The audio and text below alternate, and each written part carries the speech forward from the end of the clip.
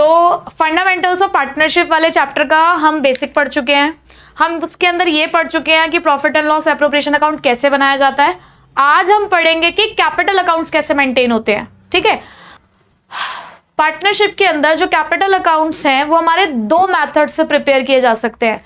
एक मेथड है हमारे पास फिक्स्ड कैपिटल मेथड और दूसरा मेथड है फ्लक्चुएटिंग कैपिटल मेथड। दोनों नाम से ही अपना काम बताते हैं। जो फिक्स्ड कैपिटल मेथड है वो एक ऐसा मेथड है जहां पर हम कैपिटल को फिक्स कर देते हैं।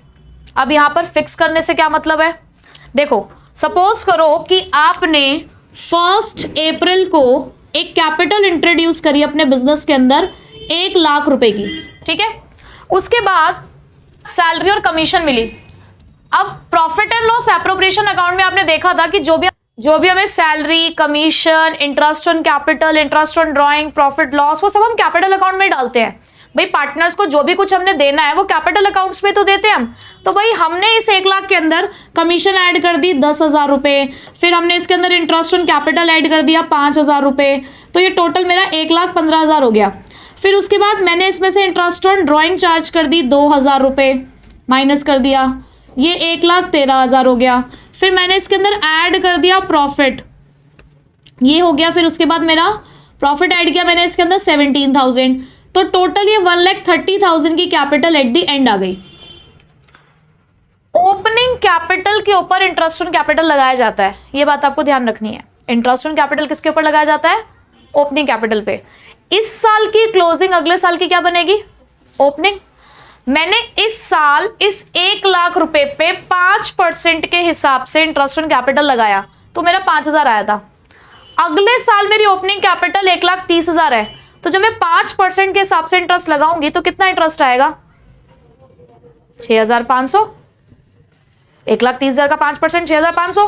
भाई इंटरेस्ट बढ़ गया, 1,500 से इंटरेस्ट बढ़ गया, जबकि मैंने बिजनेस से पैसा कितना लगा रखा है, 1 लाख।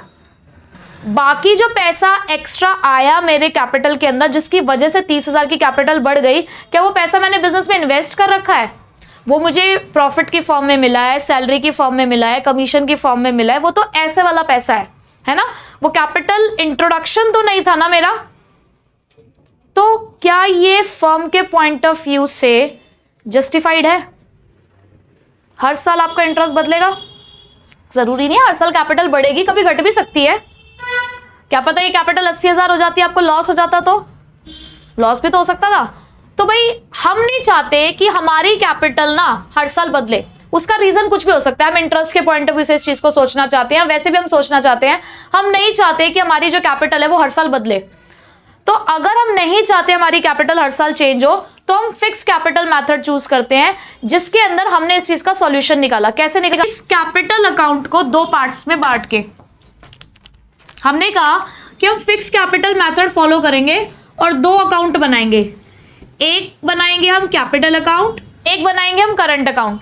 कैपिटल अकाउंट के अंदर सिर्फ और सिर्फ हम 2 एंट्री करेंगे, introduction of capital, permanent withdrawal of capital.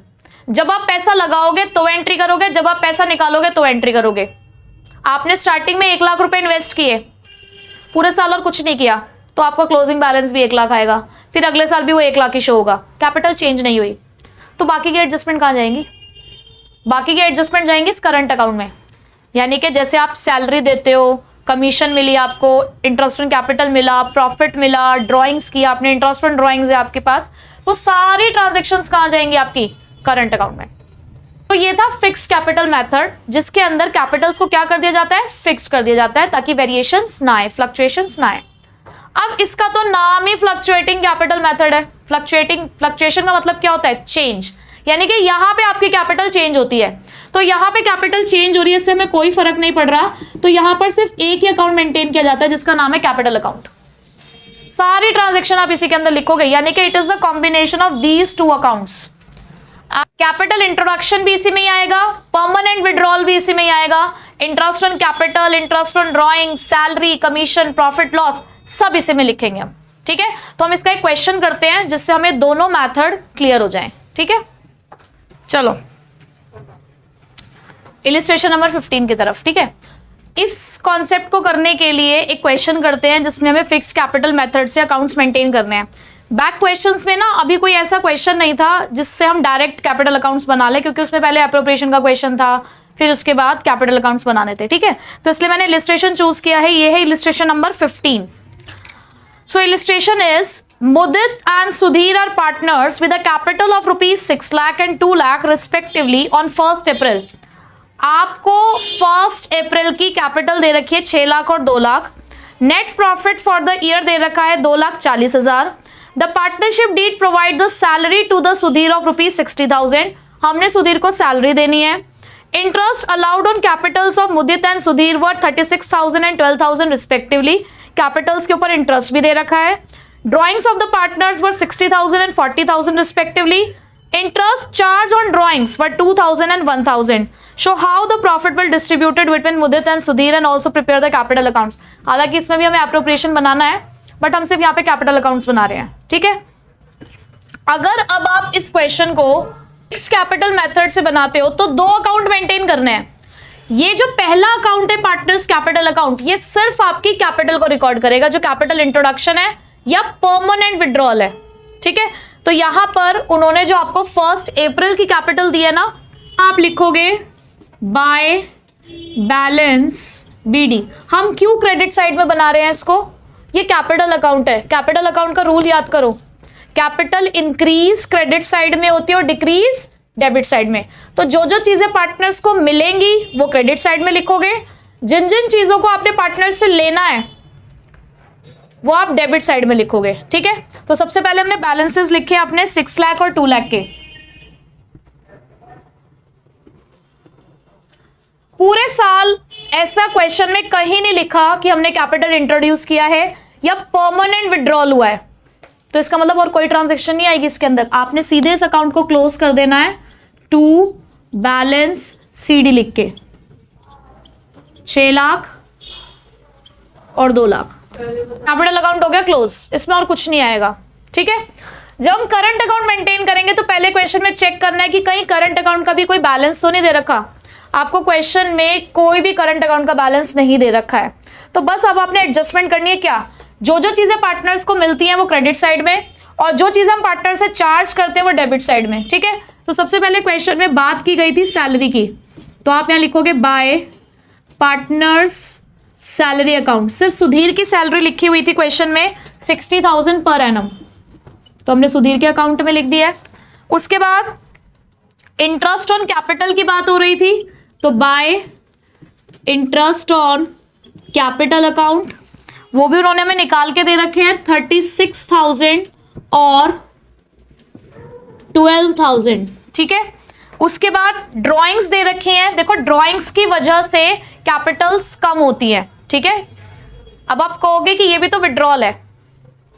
Drawings temporary withdrawal होता है और जो आपकी परमानेंट विड्रॉल होता है वो यहां पर आता है। और ड्राइंग्स ना 2 तरीके की होती है, drawings against capital, drawings against profit. जो ड्राइंग्स अगेंस्ट कैपिटल होती है ना वो यहां पर आती है। जो ड्राइंग्स अगेंस्ट प्रॉफिट, जो हमारी टेम्परेरी ड्राइंग्स होती है वो हम यहां पर लिखते हैं। ठीक है, समझ रहे हो बात को? एक पैसा है जो हमने परमानेंटली निकाल दिया बिजनेस में से, अपनी कैपिटल ही खत्म कर दी उतने से, तो वो ड्राइंग्स अगेंस्ट कैपिटल है। एक पैसा है जो हमने सिर्फ अपने प्रॉफिट में से निकाला है, तो वो ड्राइंग्स अगेंस्ट प्रॉफिट है। कुछ नहीं लिखा होता तो हम यही मानते हैं कि ड्राइंग्स अगेंस्ट प्रॉफिट दे रखा है। ठीक है, तो जो यहां पर आपको ड्राइंग्स दे रखी है वो अगेंस्ट प्रॉफिट दे रखी है, तो यहां आप लिख दोगे टू बैंक अकाउंट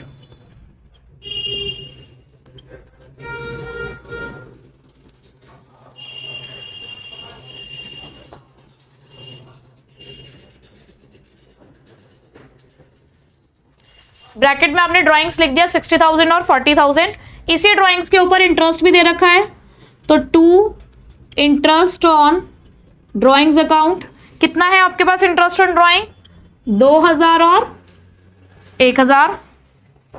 अब दे रखा आपको प्रॉफिट, यहां दे रखा आपको प्रॉफिट, तो प्रॉफिट आप लिखोगे by profit and loss appropriation account. Bracket में लिख दिया आपने शेयर ऑफ प्रॉफिट। ये 2,40,000 का प्रॉफिट है। क्या पूरा 2,40,000 बांट दोगे? नहीं, आपको 2,40,000 नहीं बांटना है, आपको देखना है डिस्ट्रीब्यूटेबल प्रॉफिट कितना है, डिविजिबल प्रॉफिट कितना है। भाई 2,40,000 तो पूरी फर्म का प्रॉफिट है, उसमें पहले ऐड करिए आप जो आपके पास पैसा आया इंटरेस्ट ऑन ड्रॉइंग्स। याद करो एप्रोप्रिएशन अकाउंट क्रेडिट साइड में लिखते हो by profit and loss account, उसमें ऐड करते हो इंटरेस्ट ऑन ड्रॉइंग। तो 2,40,000 उसमें ऐड करोगे 3,000, कितना हो गया 2,43,000। माइनस करते हो क्या क्या, interest on capital, salary, commission, ये सब। तो आप माइनस करोगे क्या 60,000, 36,000 और 12,000, यानी कि 1,08,000। 2,43,000 में से आप क्या माइनस करेंगे 1,08,000। 1,35,000 का आपका प्रॉफिट आएगा। 2,43,000 माइनस 1,08,000। अब यहां पर ना हमारे पास क्वेश्चन में कोई रेशियो नहीं है, तो कैसे बांटेंगे इक्वली। तो ये आपका आ गया 67,500, 67,500 और 67,500। बस अब आपने क्या कर देना है टू बैलेंस सीडी। अब देखो इधर का टोटल हमने किया 1,03,500, उसमें से आपने ये टोटल माइनस किया तो आपका सीडी आ गया 41,500। सेम ऐसे ही आपने यहां का टोटल किया 1,39,500, उसमें से 41 माइनस किया तो इधर का टोटल आ गया 98,500। ये बैलेंसेस निकले हैं as per fixed capital method. अब मैं इसी सेम क्वेश्चन को आपको फ्लक्चुएटिंग से करके दिखाती हूं, ठीक है।